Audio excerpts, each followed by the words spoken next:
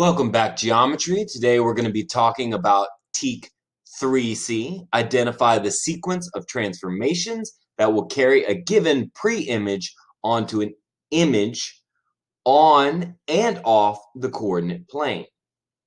Now, what this is saying? Find a sequence of transformations. The sequence is just a combination of transformations, so multiple transformations back to back.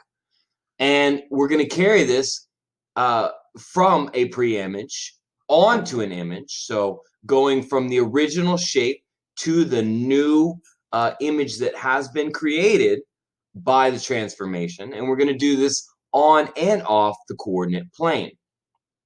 So let's start out with identify transformations that will carry a given pre-image onto an image. First off, we've got our transformations. And of course, we've got the translation, which was a slide, the reflection, which was a flip, and the rotation, which was a turn. In addition, we have the dilation, which changes the size of the object. Now, which kind of transformation is this act of this car U-turning? Pause the video and take a second, see if you can figure it out. Awesome. Let's see how you did. It is, in fact, a rotation. The car is turning around a given point. So now that we figured out that it's a rotation, which one is going to be the pre-image and which one's going to be the image? Let's take a look.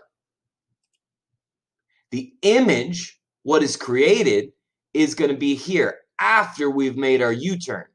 But the pre-image is what started it all. This was the original. Next up, reflecting across the line y equals x or y equals negative x.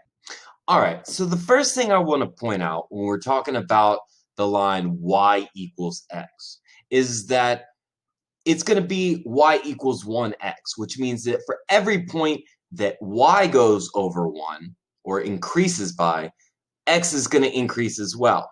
So we've got x increasing by 1 and y increasing by 1, x increasing by 1 and y increasing by 1. So it's literally a 1-to-1 trade-off. Now, when you reflect across this, what's going to happen is our x and our y coordinate are actually going to change places. So our x value was first and our y second. It's going to be that y value first and then the x second. So our x value for C was -5 and our y value was this 1. But if you'll notice for C prime, our x value is 1 and our y value is now -5. Now, when we're talking about y is equal to -x, that's a different story. It's the same thing in the sense that it's going to be 1 for 1, but this time, every time the x goes -1, the y is going to go +1. So we're going to go up on the y, but we're going backwards on the x. We're going to that left side. And when we go positive on the x, we're actually going negative on the y. So every positive x, again, we're going negative y. When we flip across the y equals -x line, what's going to happen is not only are x and y going to flip, but they're also going to be negated as well. Meaning, if they were positive, they're going to become negative. And if they were negative, they're going to become positive. So if we started out with 3, 2, we're going to flip those two numbers around, 2, 3, and then we're going to negate them. They were both positive, so they're going to both turn negative. Now, we need to identify the transformations that will carry a given pre-image onto an image. But this time, we're going to do it on the coordinate plane. What is it going to look like on your test? What is the reflection image of 5, -3 across line y equals x? Here's a few things to help you out.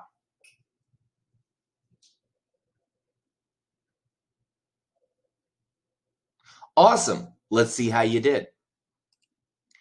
We have the pre-image coordinates, x comma y, which is 5, -3. The reflection of point xy across the line y equals x is the point yx. So again, we're just going to flip their x and y value. So the new image coordinates become -3, 5.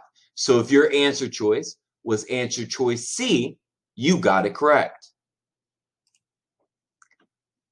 Now that we've talked about what it'll look like on the coordinate plane, let's talk about what a sequence of transformations, so multiple transformations, will look like off of the coordinate plane. So we have these images. We're asked what is the first transformation, going from the pre-image to this middle figure. And then we're asked what is the second transformation, going from this middle figure to the image. All right, so take a moment and pause the video and see if you can figure this one out. Awesome. Let's see how you did. So this first transformation is very, very tricky. It could be a translation where we just move it from one place to the next. It could be a reflection where if we were given a mirror or a point of reflection, then we could reflect over that mirror. Or it could even be a rotation because it appears to be an equilateral triangle. So our answer is E, all of the above. Now, the second transformation was a little different. It can't be a reflection because we can't have a mirror and make it turn quite like it is.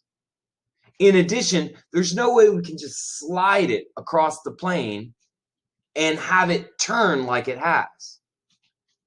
Which one causes us to turn? Well, that would be, of course, rotation. Thanks for watching my video on Geometry TEK 3C. If you have any questions, comments, or concerns, please email me.